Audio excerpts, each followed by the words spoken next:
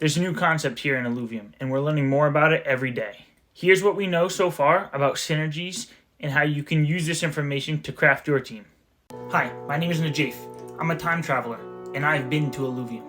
I'm here to prepare all of you for this magical world. Your journey will be starting soon, so pay attention. You won't want to miss any of this. We have now uncovered the synergies for 3 types of affinities. Water alluvials will gain additional energy regeneration. And what this will do for these water alluvials will give them the ability to use their omega attacks more often. Earth alluvials will gain additional grit and resolve.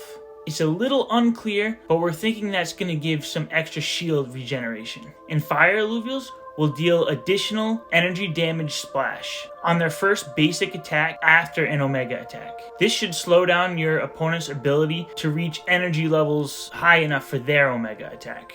We're still observing air and nature affinities, and we will report back as soon as we know more about that.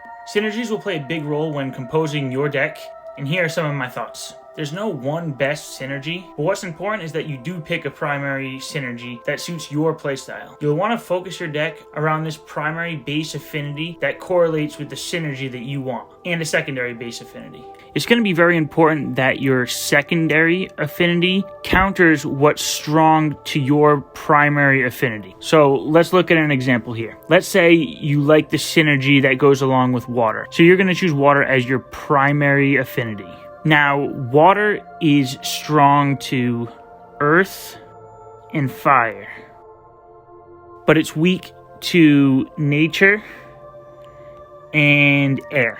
So what you want for your secondary affinity is something that's going to counter nature and air. And what is that? That is going to be fire. Because if you put down your water alluvial, they're going to counter with either air or nature. And then how are you going to counter them back? With your fire. So let me explain why you have to set up your team like that. Let's say you decided to go with your primary affinity as water.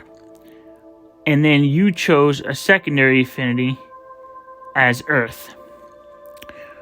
Well, now if you come across a team that is primarily air, you have nothing to counter it.